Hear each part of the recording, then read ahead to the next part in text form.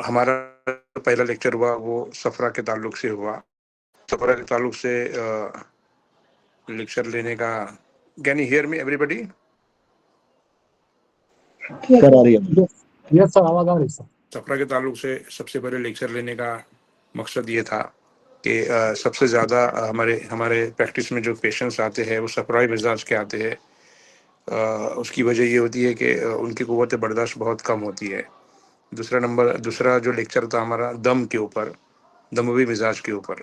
उसकी वजह ये है कि सेकंड मोस्ट कॉमन जो है वो मिजाज वो दमवी मिजाज है, और दोनों एक ही कैटेगरी के मिजाज है। यानी दोनों का जो ये है टेम्परामेंट है, दोनों दोनों दोनों मिजाजों का जो टेम्परामेंट है वो एग्रेशन के साथ एग्रेसिव है।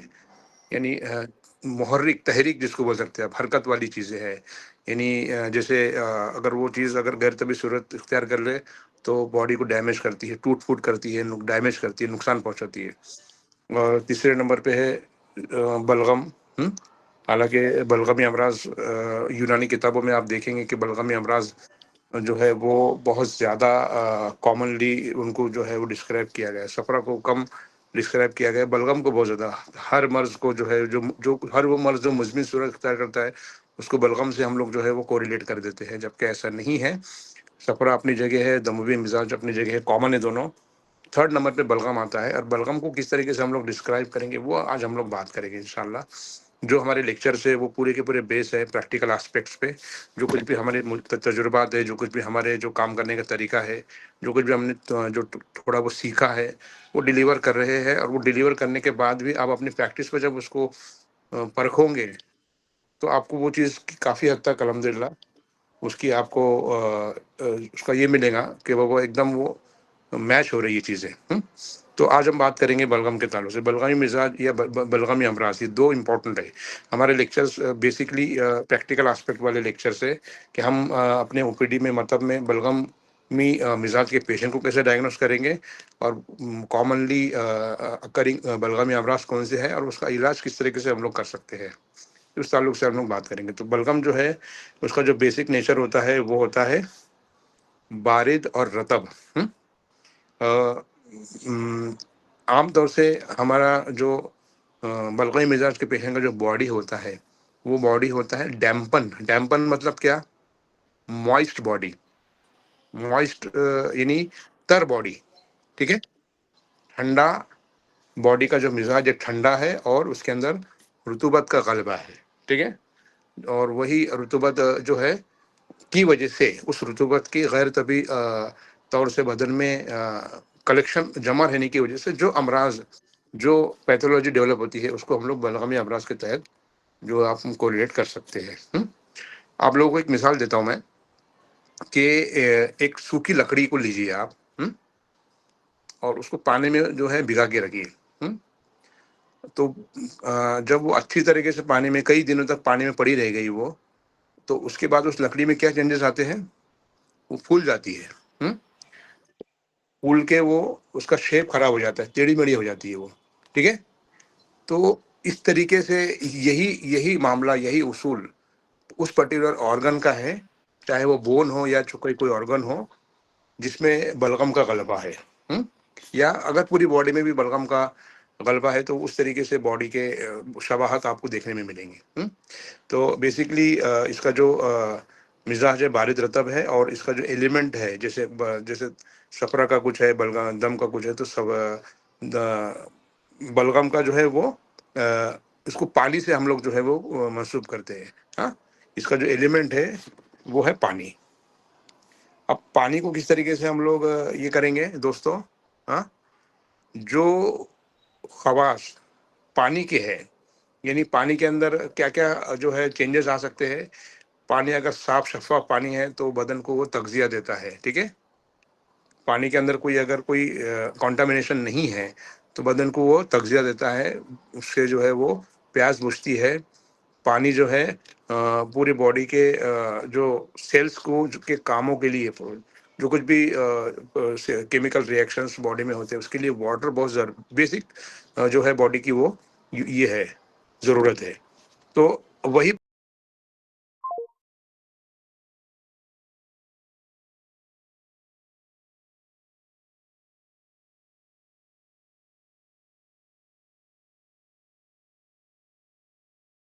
वायरस का अलग रहेगा। तो डोमिनेंस जो है सफरा में सबसे ज़्यादा अगर कोई चीज़ डैमेज करती है तो वो है वायरल इन्फेक्शन खास तौर से, और कुछ बैक्टीरियल इन्फेक्शन। बलगम में सबसे ज़्यादा जो डैमेजिंग चीज़ें हैं वो है most of the organisms are bacteria. Bacteria है कुछ जो जो ताफुन को बढ़ाते हैं, इन्फेक्शन को बढ़ाते हैं, ठीक है, प्यूट्रिफिकेशन को बढ़ाते हैं, सड़न को बॉडी में बढ़ाते हैं। उसके अलावा जैसे पैरासिटिक इन्फेक्शन है, या जो है वो पैरासिटिक इन्फेक्शन है, उसके अलावा जो है ये है वर्म इन्फेक्शन है। उसी तरीके से तर तर जो है स्केबिस बोल सकते हैं आप, या तर स्किन के डिजीजेस आप उसको बोल सकते हैं। तो इस तरीके से बॉडी का डोमिनेंस जो होता है इन अमराज की तरफ होता है। कौन से अमराज है आगे हम लोग बहुत तफसील से बात करेंगे इंशाल्लाह। अब इसके आगे बढ़ते हैं। नब्ज, बलगमी मिजाज के पेशेंट को नब्ज जो होती है वो आमतौर से स्लो होती है सफरा के मुकाबले में, और सफरा के मुकाबले में सफरावी मिजाज के पेशेंट की नब्ज जो होती है वो शॉर्ट पल्स होती है, ठीक है, याद रखिए। सफरा की मिजाज के पेशेंट की पल्स शॉर्ट होती है। दमोवी मिजाज के पेशेंट की पल्स जो है वो ठोकर मारने वाली होती है, जिसे नब्ज अजीम कहते हैं। और बलगमी मिजाज के पेशेंट की जो नब्ज होती है वो होती है, क्या होती है, वाइड स्लो होगी, पल्स, डीप सर, स्लो होगी, वाइड डीप पल्स होगी, होती है। लार्ज चलेगी सर। हाँ, लार्ज पल्स होती है, स्लो होती है, सॉफ्ट होती है और डीप होती है। ठीक है। उसी तरीके से नब्ज पे टच करने के बाद लगता है कि बाबा बलगामी मादा बॉडी में भरा है। अब इसकी पैथोलॉजी की बात करेंगे, कैसे कैसे अमराज डेवलप होते हैं, तो मैंने बता चुका हूँ कि तर अमराज यानी अगर पेशेंट को अगर स्केबीज है, हाँ, तो तर स्केबीज रहेंगी, ठीक है, जिसके अंदर जो है आपको सेकंड इन्फेक्शन मिलेगा। अगर फंगल इन्फेक्शन है तो तर फंगल इन्फेक्शन मिलेगा, हाँ, उसके अंदर जो है वो पानी जो है वो सेकंड इन्फेक्शन फर्स्ट फॉर्मेशन मिलेगा। सोरेसिस है, तर सोरेसिस मिलेगा, यानी वो पेशेंट की स्केल्स के अंदर जो है या तो कोई फंगल इन्फेक्शन मिलेगा या तो बैक्टीरियल इन्फेक्शन मिलेगा, पस के पॉकेट्स मिलेंगे। स्काल्प सोरेसिस है तो सफरावी स्काल्प सोरेसिस अगर है तो आप अगर देखेंगे तो खुश्की मिलेंगे, ऐसा ऐसा हाथ से रगड़ेंगे तो पूरा ऐसा भूसी भूसी भूसी भूसी आएगी, वो खुश्की की अलामत है, ड्राइनेस की और हरारत की जो है वो प्रेजेंटेशन है। वही अगर बलगमी सोरेसिस अगर है तो बलगमी सोरेसिस में आपको जो है वो सेकंड इन्फेक्शन मिलेगा, पस के पॉकेट्स मिलेंगे, या स्काल्प में रहेगा तो चिपचिपी जो है वो स्काल्प रहेंगी, हाँ, ठीक है, जिसको बोलते हैं तर जो है स्काल्प रहेंगे ऐसे पेशेंट के। उसी तरीके से ठंडक की वजह से पेशेंट का जो मिजाज बनेगा, ठंडक की वजह से blood circulation slow, sluggish circulation हो सकता है पेशेंट का, वो ये है ठंडक की वजह से पेशेंट को जो है ऑर्गन के अंदर धीरे धीरे इस्तरखाई कैफियत हो सकती है, मुस्तरखी ऑर्गन, जिससे ढीलापन ऑर्गन के अंदर आ सकता है। ऑर्गन के अंदर ढीलापन आएगा तो वो ऑर्गन क्या होगा, डिस्प्लेस हो सकता है, यानी एक जगह से दूसरी जगह वो सरक सकता है, जो है वो मॉइस्ट जो है सरफेस की वजह से या चिपचिपाहट की वजह से, चिकनाहट की वजह से, जो बलगामी अगर तभी सूरत इख्तियार कर लिया है तो वो ऑर्गन डिस्प्लेस हो सकता है। उसी तरीके से एक्सेस फॉर्मेशन हो सकता है, सिस्टिक एक्ने जिसको बोल सकते हैं ना, सिस्टिक एक्ने या सिस्टिक ग्रोथ बॉडी के अंदर, जैसे सेबेशियस सिस्ट है या ओरियल सिस्ट बोल सकते हैं, या जो है रीनल सिस्ट है। सिस्टिक ग्रोथ आमतौर से बलगम में हमको देखने में आती है, ठीक है। सिस्ट सिस्ट और उसके अंदर जो है मवाद भरा है, तो ये बलगमी जो है कैफियत में हमको समझ में आती है। उसी तरीके से जो है हम आगे बढ़ते हैं, उस पेशेंट की अगर फिजिकल कैरेक्टरिस्टिक्स को अगर हम लोग ये देखेंगे तो ऐसे पेशेंट आमतौर से फेयर होते हैं, सफ़ेदी माइल उनका लुक होता है, हाँ। उसके अलावा पेल उनका कॉम्प्लेक्शन होता है, थोड़ा डल उनका जो है वो बॉडी होती है, डलनेस होता है, एक्टिवनेस नहीं होता है, यानी उनका जो रिस्पॉन्स बहुत स्लो हो सकता है या स्लो होता है, ठीक है। सॉफ्ट, स्मूथ और कोल्ड स्किन होती है। उसी तरीके से ऐसे पेशेंट को अगर आप ओबेसिटी की बात करेंगे, मोटापे की बात करेंगे, तो ऐसे पेशेंट का मोटापा जो होता है, आप लोग अगर गौर व फिक्र करेंगे तो कुछ पेशेंट ऐसे मिलेंगे आपको, ओबेस पेशेंट जिनकी बॉडी लटकी हुई रहती है, पूरा बॉडी लटक गई है, ठीक है, ठीक है, थाइस लटक गई है, बटक्स लटक गए हैं, उसी तरीके से पेट लटक गया है। जो जो है जहाँ पर जो है इस तरीके की पैथोलॉजी आएंगी कि बॉडी के अंदर इस्तेरखाई कैफियत हो गई, लटक गई है बॉडी, वो बलगामी ओबेसिटी को आप लोग उसको देख सकते हैं उस तरीके से। ऐसे पेशेंट का हाजमा थोड़ा सा वीक होगा, स्लो होगा, मेटाबॉलिज्म स्लो होगा। उसी तरीके से ऐसे पेशेंट में थूक की ज़्यादती होंगी, ऐसे पेशेंट में बलगम हो सकता है ज़्यादा बने, ठीक है। एक होता है स्लो एंड स्टेडी बलगम बनता जा रहा है, हाँ, वो बलगमी जो है वो पेशेंट है जहां पर बलगम किसी सोजिश की वजह से तेजी के साथ बलगम निकल रहा है। सोजिश और घरारत की वजह से वो या तो सफरा हो सकता है या दमी मिजाज में भी उसको आप देख सकते हैं। पल्स स्लो होती है, सेलेवेशन ज्यादा होता है, स्किन का टच जो है वो कोल्ड होता है, हाँ, मोटापे की तरफ ऐसे पेशेंट आसानी के साथ जा सकते हैं। उसी तरीके से ऐसे पेशेंट में एडिमा की कैफियत, हेवीनेस की कैफियत आपको देखने में आती है। उसी तरीके से ऐसे पेशेंट को जो है वो मॉइस्चर का जो है बॉडी के अंदर ज्यादातर के आपको देखने में आता है। उसी तरीके से अगर ऐसे पेशेंट का फिजियोलॉजिकल फीचर्स अगर आप देखेंगे, तो फिजियोलॉजिकल फीचर्स में क्या देखने में आता है कि एक तो भूख कमजोर होती है, भूख की कमी होती है, भूख उतनी तेज भूख नहीं होती है। यानी अगर सफराई मिजाज के पेशेंट को भूख लगेंगे तो उनको बर्दाश्त नहीं होगा, क्योंकि उनके अंदर जो आग होती है, अग्नि जिसको बोलते हैं आयुर्वेदा में, जिससे बॉडी के जो है वो अफाल अंजाम दे रही है बॉडी, उस हरारत की वजह से वो हरारत सब बलगम में थोड़ी सी कम होंगी। हरारत हर पेशेंट में हो सकती है, वरना उसकी जिंदगी जिंदा नहीं रह, वो आदमी जिंदा उसी वक्त रहेगा जब उसमें हरारत रहेंगी, लेकिन वो हरारत सफरा और दम के मुकाबले में थोड़ी सी कम होगी। ठीक है। सेक्सुअल डिजायर ऐसे पेशेंट में कम मिलेगा। ऐसे पेशेंट में non healing ones, non healing ulcers आपको देखने में आएंगे। यानी कहीं अगर चिपचिपाहट है, कहीं मॉइस्ट डैम्पन एरिया है, मवाद भरा है, तो वो वहां पर जो है हीलिंग नहीं होंगी। तो non healing ones, non healing ulcers, smell, बदबू, एक्सेस फॉर्मेशन, पस फॉर्मेशन, ठीक है, सड़न, जागर अगर किसी जख्म में है तो वो बलगम को आप उसको बलगम के मिजाज के तहत आप उसको कैटेगराइज करेंगे। नींद का गलबा रहेगा ऐसे पेशेंट में। उसी तरीके से ऐसे पेशेंट में प्यास की कमी रहेंगी। साइकोलॉजिकली अगर ऐसे पेशेंट को हम लोग डायग्नोस करेंगे तो काम, शांत, रिलैक्स होते हैं ऐसे पेशेंट। ठीक है। कूल कूल माइंड के पेशेंट होते हैं। जेंटल उनका नेचर होता है, थोड़ा सा नरम नरम मिजाज के होते हैं। सफरा वाले क्या होते हैं? सफरा वाले क्या होते हैं? Sir aggressive. शार्प उनका नेचर होता है। और दम का बलगम वालों का थोड़ा सा उनकी सोचने समझने की सलाहियत बहुत अच्छी हो सकती है, बहुत अच्छी, लेकिन वो सफरा के मुकाबले में वो स्लो रहती है। यानी वो जो है वो क्या बोलते हैं उसको, कम दिमाग वाले नहीं रहते हैं, हाँ अच्छा माइंड वाले रह सकते हैं, अच्छा प्लानिंग कर सकते हैं, लेकिन उनका जो जी प्लानिंग करने का तरीका है या सोच जो जो उनकी थिंकिंग है वो स्लो एंड स्टडी होती है। उसके अंदर कोई ऐसा आपको एग्रेशन वो और इस तरीके की चीजें आपको देखने मिलती है। लेजीनेस, डिथार्जीनेस ऐसे पेशेंट में हो सकता है। इमोशनल रिएक्टिविटी कम होती है ऐसे पेशेंट में। ठीक है। जी जी। इस तरीके से आप किसी का माइक ऑन है, पप्पू साहब माइक ऑफ कीजिए प्लीज। ठीक है। साइकोलॉजिकली ऐसे पेशेंट कूल काम होते हैं। ऐसे पेशेंट को जो है आपको जो है गुस्सा कम आता है।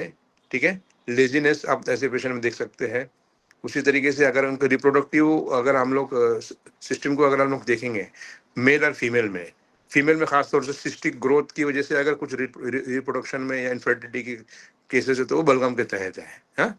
वही अगर मेल में अगर हम लोग रिप्रोडक्टिव सिस्टम को अगर हम लोग कैटेगराइज करेंगे तो ऐसे पेशेंट में जैसे मैंने इसके पहले मेरे ओलिगोस स्पर्मिया के लेक्चर्स में भी मैंने आप लोगों को बताया हूँ कि पस फॉर्मेशन, पस इन द सीमेन, वो एक बलगम या ताफुन को हम लोग देख सकते हैं। ताफुन के तहत उसको ले सकते हैं, डायग्नोस कर सकते हैं। या कोई ऐसे स्पर्म की जो ये है बनावट है, यानी किसी का हेड नहीं है, किसी की टेल नहीं है, उसका जो उसके जो प्रोडक्शन में एक खामियां है, हाँ, प्रोडक्शन में खामियां है, कुछ ना कुछ वो उसका उसकी जो है डिफेक्टिव स्पर्म्स। डिफेक्ट है, तो वो बलगम के तहत, यानी कोई चीज पड़े पड़े बलगम किसी पानी में पड़े पड़े वो उसका जो है वो शेप खराब हो गया है, उसके तहत आप उसको ये कर सकते हैं। अगर बोन की बात करेंगे तो आप लोगों को अगर रिमेटल आर्थराइटिस वाले पेशेंट को दोनों मिजाजों में आप कैटेगराइज करेंगे। एक होता है रिमेटल आर्थराइटिस सफराई मिजाज के पेशेंट। सफराई मिजाज के पेशेंट में मैंने काफी गौर किया हूँ इस बात पे कि सफराई मिजाज के पेशेंट को रिमेटल आर्थराइटिस है तो उनको डिफॉर्मिटी जो होंगी,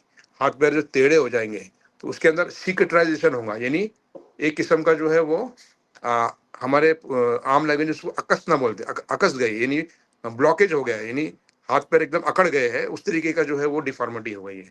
वही बलगमी मिजाज के पेशेंट को रिमेटल आर्थराइटिस होता है तो उसकी डिफॉर्मिटी ऐसी होती है जैसे सूखी लकड़ी को तुमने पानी में भिगो दिया और वो टेढ़ी मेढ़ी हो गई। ठीक है। तो ये जो है बलगम और सफरा को आप जो है वो डिफरेंशियल डायग्नोसिस के तहत करेंगे। अगर लिकोरिया का पेशेंट है, फीमेल पेशेंट है, तो वो लिकोरिया ताफून वाला लिकोरिया होगा, स्मेल वाला लिकोरिया होगा, खासतौर से ट्राइकोमोनाल इन्फेक्शन, बैक्टीरियल वजिनाइटिस, इस तरीके के इन्फेक्शन या फंगल इन्फेक्शन ऐसे पेशेंट को आमतौर से देखने में आते हैं। फंगल इन्फेक्शन सफरा में भी हो सकता है, बलगम में भी हो सकता है। सफरा में अगर फंगल इन्फेक्शन है तो उसके अंदर सीवियर इचिंग, बर्निंग और उस तरीके की अलामत मिलेंगी। बलगम में वही इचिंग, बर्निंग जो है वो बहुत ज़्यादा मीनिंग बहुत ज़्यादा इचिंग नहीं रहेंगी, सीवियर कम कम रहेंगी, उसकी इंटेंसिटी कम रहेंगी। मेल पेशेंट है, इरेक्टाइल डिस्फंक्शन का ऐसा पेशेंट जो है आप हो सकता है, उसमें बिल्कुल भी एकदम नरमी, एकदम वो एकदम ही डल, एकदम वीक है, जिसकी वजह से नकाहत की वजह से और वीकनेस की वजह से, बलगमी कलबी की वजह से इरेक्शन बहुत कम है ऐसे पेशेंट का। वहाँ पर हमको तहरीक की जरूरत पड़ती है, वहाँ पर मुहर्रिकात जैसे आकर करहा, इस तरीके की दवाओं की जरूरत पड़ती है। वहीं अगर हम लोग जो है कॉमन डिजीजेस कौन सी सर से पहले अगर हम लोग गौर करेंगे तो वो साइनसाइटिस, जहाँ पर जो है साइनस के अंदर एक्सरे के अंदर आपको जो है वो मादा भरा हुआ है, चाहे पस हो या कोई जो है वो मादा भरा है, वो दिखाई देगा और वो डल हेडेक होगा। बलगम और दम और सफरा में बहुत ज़्यादा वो एग्रेसिव होगा।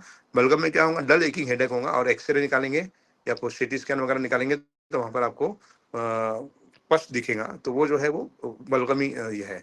CSOM, ASOM, acute and chronic supportive otitis media, लगातार स्लोली स्लोली स्लोली कान बहता चला जा रहा है। ठीक है, याद रखिए।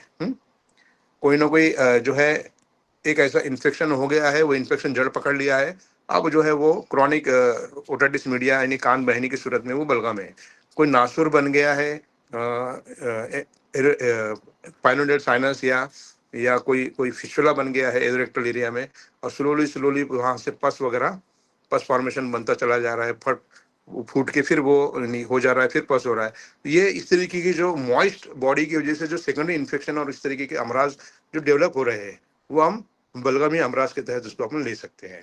आर्थराइटिस की बात करेंगे, ठीक है, आर्थराइटिस की बात करेंगे तो जहाँ पर आप लोगों को ऐसा आर्थराइटिस जहाँ पर मादा भरा हुआ है और वहाँ पर हमको जो है लिक्विड जो है वो पानी और या फिर मादा निकालने के लिए हमको इंजेक्शन के जरिए उसको डिकम्प्रेस करने की जरूरत पड़ रही है बलगमी मादी की वजह से, वो एक जो है वो ऐसा आर्थराइटिस है जो बलगम के तहत है।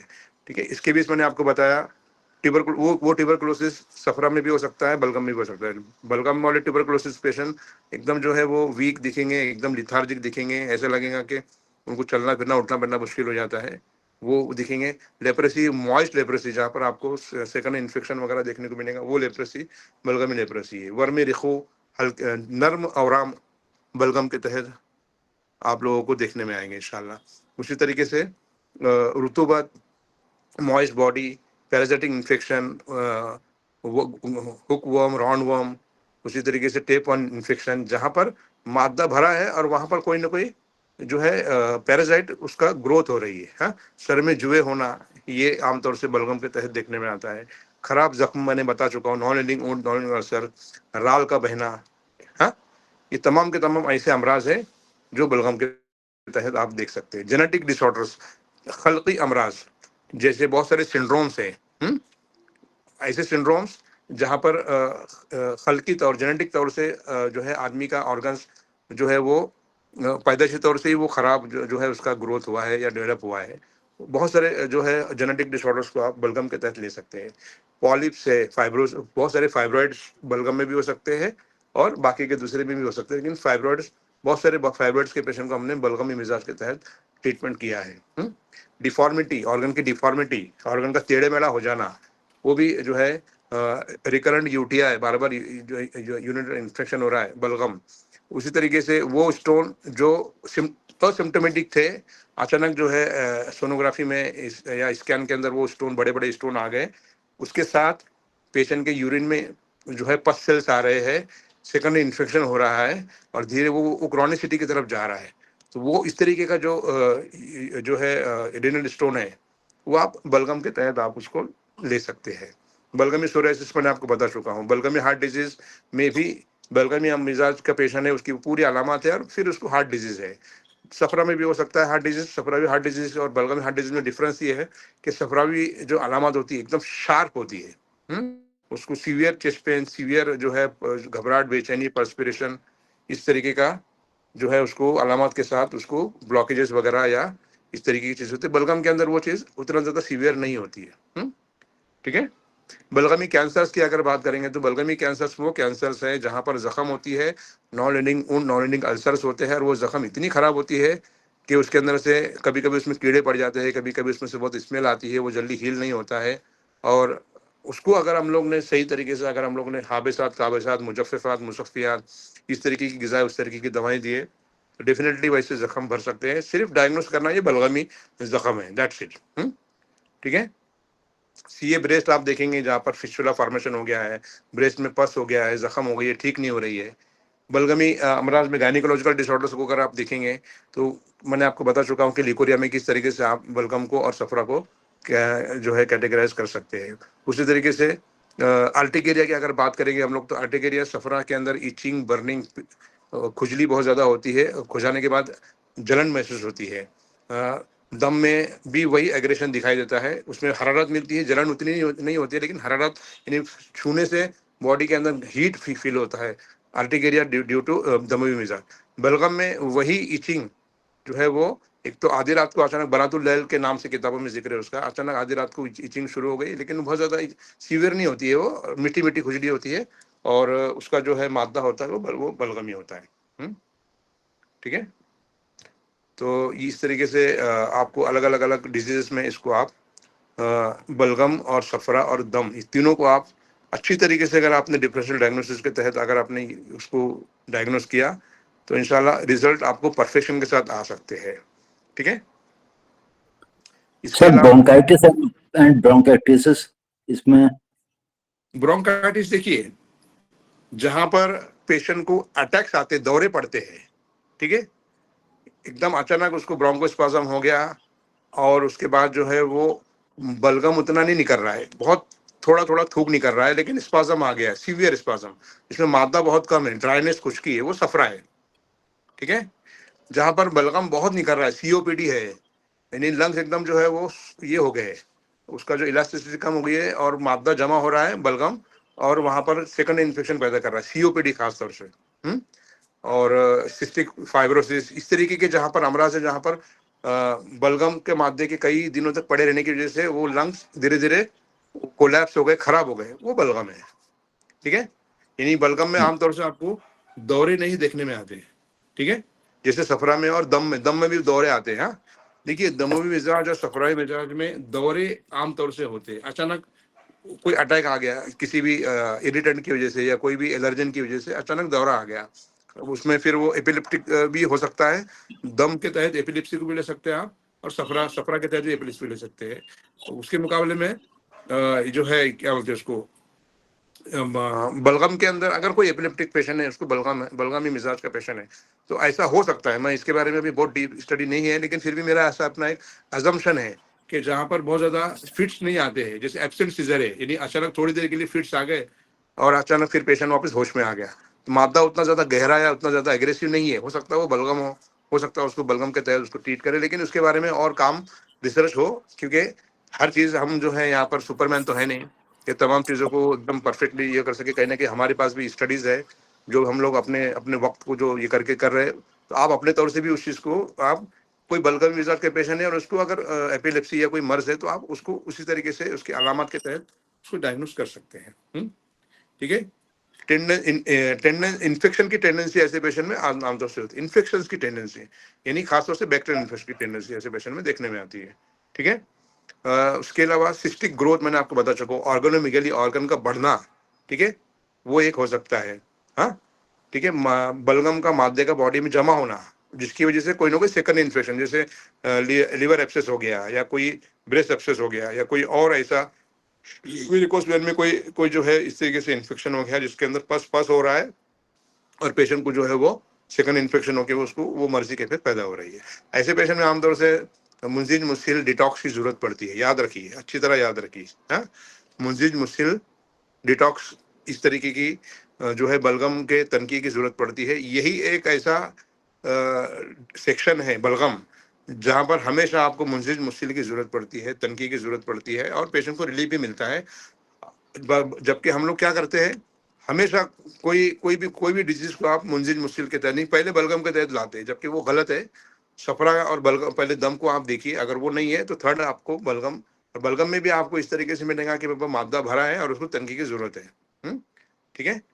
और मवाद की गिल्ज़त को आपको देखना है, यानी सख्त बलगम निकल रहा है, गाढ़ा वाला, वो बलगम, वो जो है बलगमी मिजाज है। वहाँ पर उसको पतला करके, ठीक है, थोड़ा सा हल्के मुंजिजात दे के, फिर हल्के मुलैना दे के, या उसको हाइड्रेशन दे के, यानी उसका पानी की मिकदार को बढ़ाकर उसको पतला करके, फिर जो है इसाल के जरिए आप उसको ठीक कर सकते हैं।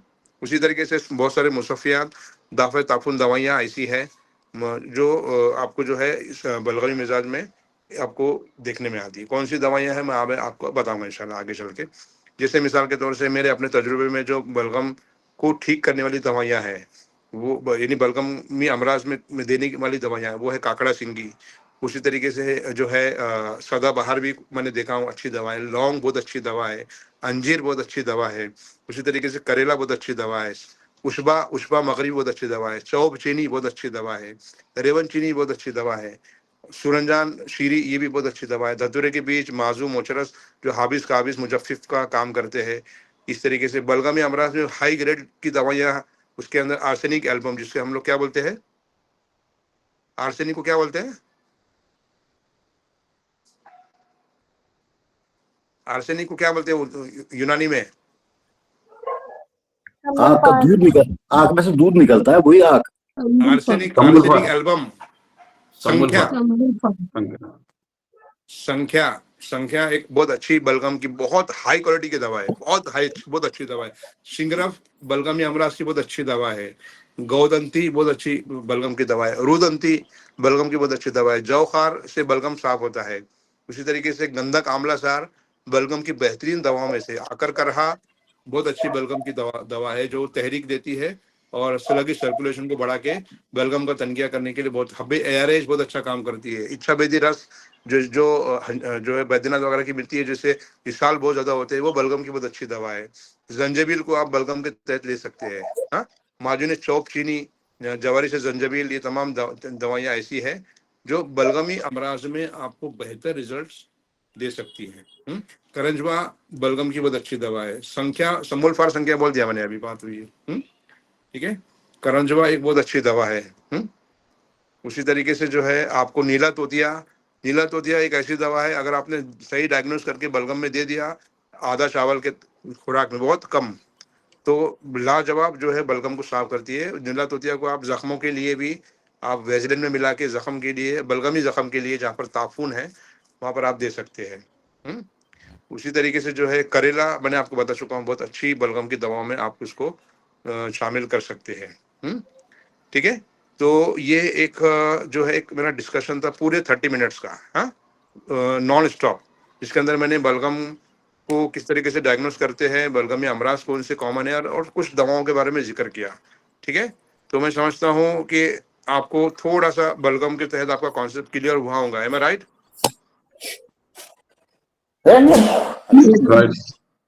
यस सर, बिल्कुल। हाँ, तो अभी जो है हम वेरिकोस वेन की अगर बात करेंगे, तो वेरिकोस वेन में जो वेन जो है आप फील करने के बाद लगेगा कि मुस्तरखी हो गई है, यानी उसका ढीलापन उसके अंदर दिखाई देगा वेरिकोस वेन में, वो बलगमी वेरिकोस वेन है। दमी वेरिकोस रहेंगी तो एकदम प्रेशर की वजह से फूल गई होंगी, एकदम सख्त, ऐसा उसके अंदर फूलन होंगी, वो दमवी वेरिकोस वेन है। सफरावी वेरिकोस वेन बहुत छोटे छोटे वेन्स होती है, शॉर्ट एकदम, और ऐसा मकड़ी के जाली की तरह की, स्पाइडर ने वेरिकोस वेन, वो सफरा है। उसी तरीके से अगर हम लोग सौदावी वेरिकोस वेन की बात करेंगे, तो सौदावी वेरिकोस वेन में अगर आप एक ही सिंगल ऐसी ऊपर से नीचे तक वेन नीचे उतरती है और उसको फील करेंगे, तो रस्सी की तरह का उसके अंदर सख्ती सलाबत होती है पूरी नीचे तक, एकदम ऐसा लगता है कि हार्ड स्टोन लाइक उसका जो है वो कॉन्फ़िगरेशन है, उसके फील है, वो सौदा। समझ में आ गया? हर एक डिजीज के अंदर आप चारों मिजाज को लो और इंशाल्लाह डायग्नोस करो, तो आपको बेहतर तरीके से रिजल्ट आ सकते हैं। सौदा में जो है, मैं सौदा का आखिरी लेक्चर मैं रमज़ान में ही लेने वाला इंशाल्लाह। मेरा एक टारगेट था कि चारों लेक्चर्स मैं रमज़ान में ख़त्म करूँगा, ताकि जब वो, और इसको आप लोग जो है शायद मैंने आप लोगों को ये भी भेजा होगा मेरे व्हाट्सएप ग्रुप में, यूट्यूब चैनल पे भी ये लेक्चर्स जो है वो अपलोडेड है, ताकि आप लोगों को यूनानी मेडिसिन में प्रैक्टिस करने में एक बेसलाइन कुछ ना कुछ मिले। ये पूरा बलगम के तहत पूरी तरह पूरा लेक्चर खत्म हो गया वैसा नहीं है, लेकिन काफी हद तक आपको एक स्ट्रक्चर मिल गया, एक बेस मिल गया, गाइडलाइन मिल गई। उसके तहत आप उसको जो है एक अच्छे तरीके से आप इसको जो है प्रैक्टिस के अंदर आप एड ऑन कर सकते हैं। ठीक है, तो मैं समझता हूँ थोड़ा सा आप लोगों को अगर कोई अगर क्वेश्चन है तो हम लोग जो है उस क्वेश्चन को ले सकते हैं, अदरवाइज जो है फिर आप लोगों को मैं समझता हूँ फिर इसको वाइंड अप कर सकते हैं। सर Yes, अपने बलगम में ज़ाहिरी हियत या फिजिकल साइन मेन क्या मिलेगी? क्या बोले? बलगम में ज़ाहिरी हियत पेशेंट में या फिजिकल साइन क्या मिलेंगे मेन? डल उसका लुक रहेगा, ठीक है, उसके रिएक्शन स्लो रहेंगे, हाँ, लेजीनेस रहेगा, सुस्ती रहेंगी, बहुत ज्यादा गुस्सा नहीं रहेगा, हाँ, मॉइस्ट उसका बॉडी रहेगा, राल या थूक ज्यादा बनेगा, हाँ, ठीक है। और ऐसे पेशेंट को जो है बहुत मर्तबा ये होता है कि ऐसे पेशेंट में कोई डिजीज अगर बॉडी के अंदर अगर कोई डेवलप हो रही है तो उस सिम्टम्स जब वो डिजीज पूरी तरह प्रोग्रेस कर चुकी होती है तब वो, या ऑर्गन पूरी तरह डैमेज हो गया है, या ऑर्गन पूरी तरह जो है वो पूरी तरह खराब हो चुका है, तब वो डायग्नोसिस होती है। यानी ऐसे पेशेंट आमतौर से आपको मतलब में रोज डेली बेसिस पे नहीं आएंगे, सर दुख रहा है, पैर दुख रहा है, ये हो रहा है, बल्कि ऐसे पेशेंट आपको जो है नॉन एग्रेसिव रहेंगे और जो है वो पैसिव रहेंगे ऐसे पेशेंट आमतौर से, ठीक है। और ऐसे पेशेंट की नब्ज बॉल बराज में भी आपको ताफुन की अलामत मिल सकती है, और नब्ज की में भी जो आपको जो है बलगम की मैंने बता चुका हूँ अभी लेक्चर में। ठीक है, एनी बलगम क्वेश्चन? इमेज में बलगम जी, इमेज में सर हम देखते हैं कि ठंडी चीजों से तकलीफ होती है पेशेंट को, तो क्या? ठंडी गिजाओं से तकलीफ होती है पेशेंट को, ठंडी दवा से। तो हम्म सर ये जो बर्फ और ठंडा पानी है, तो ये भी मतलब उसी का ये रहेगा, इंडिकेशन रहेगा कि उसका मिजाजपन बर्फ का और ठंडे पानी का ठंडा मानेंगे कि गर्म उसको लेके चलेंगे? गर्म ठंडा पानी बर्फ से पेशेंट को तकलीफ होने वाली है, दही से तकलीफ होने वाली है, ठीक है, तो गर्म जी, पानी जो है ऐसे पेशेंट को तो फायदा सर करेगा। उसको बलगम नहीं मानेंगे अगर बर्फ से तकलीफ होती है तो? हाँ, बलगम बर्फ भी का मान सकते हैं। मिजाज ठंडा ही लेके चलेंगे अपन? हाँ बिल्कुल, ठंडा ही है ना बर्फ का मिजाज, गर्म कहाँ है, सर उसकी मतलब तासीर कुछ ठंडी है, लोग बताते हैं तासीर बर्फ की। बर्फ की तासीर ठंडी है, गर्म नहीं है। अच्छा, ठीक ठीक है, है। तो जैसे सर सर इसमें भी सर रात में जो हाथ पैरों में इचिंग होती है तो ये बलगम खाम की वजह से होता है या सफरा की वजह से? सफरा सफरा, सफरा की वजह से। ठीक है, सफरा में ईचिंग, सीवियर ईचिंग, और ईचिंग के बाद बर्निंग सेंसेशन, जलन का एहसास, ये सफरा का एकदम एक्यूरेट वन लाइनर बोल सकते हैं, खासा है। जी ठीक है, सर।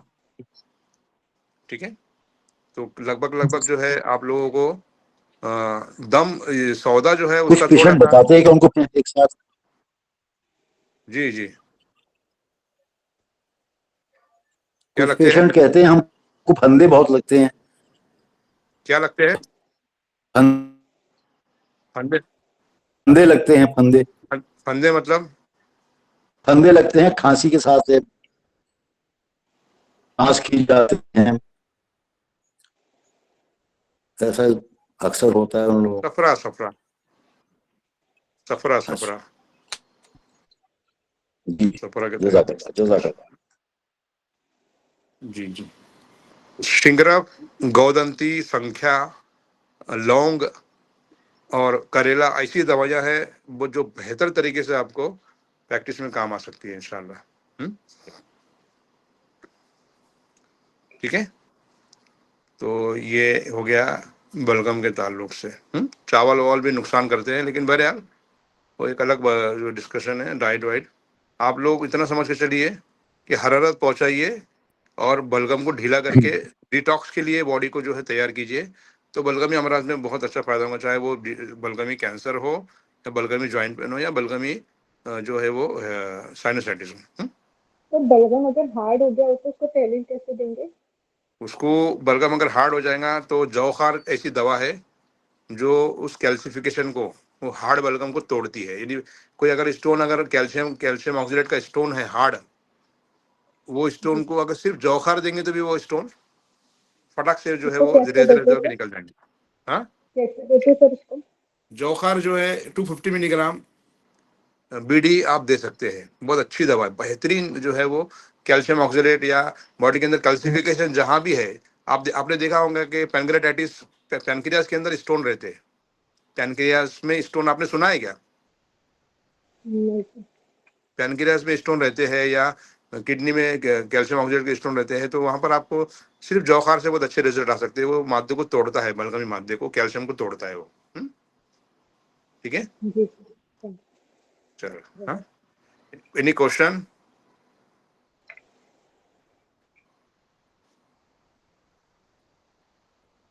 ठीक है, So जवाहर का dose 250 mg 250 milligram, 100 milligram, 200 milligram, 250 milligram BD आप दे सकते हैं। कम खुराक में भी बहुत अच्छा काम करता हूँ। हाँ, ठीक है। तो अच्छा सर, नाखूनों का टूटना, हाँ नाखूनों का जो टूटना है सर, हाँ, वो आगे से टूटते हैं, तो ये कौन से मिजाज की वजह से? बलगम बलगम बलगम। अच्छा, जी बलगम ठीक पे है दर्द सर। देख सकते हैं आप। वही बोला ना आपको मैं, जैसे कोई जी लकड़ी अगर पानी में रख दी अपन, वो फूल जाती है, फिर उसके अंदर वो जी खुद ब खुद ऐसा टुकड़े टुकड़े होना शुरू होती है। तो ये जो पैथोलॉजी, अगर आपने बेसिक पैथोलॉजी समझ गए ना, तो बड़े बड़े अमराज आप डायग्नोस कर सकें और वैसे उसके रिजल्ट आएंगे। जहाँ तक मैं समझ रहा हूँ उसको मरजान भी, जहाँ तक मैं समझ रहा हूँ, हालांकि देखना पड़ेगा मरजान के ताल्लुक से, लेकिन उसमें फायदा करता है। ठीक है। सर छोटे इसमें छोटे मुद्रा बच्चों देना के पड़ेगा सफेद साथ बाल, में स्टोन में। हाँ, मुदिरात दे सकते हैं, हाँ जैसे मुदिरात दे सकते छोटे हैं। बच्चों के कम उम्र में जो सफेद बाल होते हैं वो भी बलगम ही अलामत होता है सर? क्या बोले? छोटे बच्चों के कम उम्र में जो सफेद बाल होते हैं वो बलगम की अलामत है क्या? बलगम हो सकता है। बर्स सर में वो भी और है। भी किसी, वहाँ बलगम के तहत सफेद बाल सफेद हो सकते हैं बलगम में, लेकिन किसी भी इसमें हो सकते हैं वो सफेद बाल, उसके अंदर ये नहीं है। लेकिन बलगम क्रॉनिक जो है नज़ला, बलगम के तहत बाल सफेद हो सकते हैं। सर ये गौदंती का मिजाज क्या होता है? सर्द खुश होता है क्या सर? हाँ, गर्म खुश। गर्म खुश? तो बलगम के लिए अच्छा है वो। सर ये प्रोटीनूरिया का ट्रीटमेंट क्या है sir in diabetic patients? Proteinuria in diabetic, proteinuria in protein diabetic. Urea जी हाँ, खुद से पूछता है, जमर्रुद बहुत अच्छा काम करता है। जी और जवारी से जरूरी सादा, या उसका पाउडर लेना है, कैप्सूल फिल करके देना है। ये हो गया दो। और तीसरा जो है प्रोटीन यूरिया के लिए, कुव्वत मासेका की कमी है यहाँ पर, या जिससे जी सर प्रोटीन निकल रहा है। वो बलगम के तहत आप लोग देख सकते हैं, ये दो दवाइयाँ, और तीसरा दबिदुल वर्द का कैप्सूल, इंशाल्लाह बहुत ओके अच्छा तरीके से काम करेगा। ठीक ठीक है एवरीबॉडी। आप ओके लोगों को आज के लेक्चर से अगर कुछ फायदा हुआ है तो आप ग्रुप में इसको ओके आपका थैंक यू बहुत फीडबैक ज़बरदस्त। डालिएगा। ठीक है, चलो, जजाकल्ला, बहुत अच्छा लगा। Thank you very much, thank you.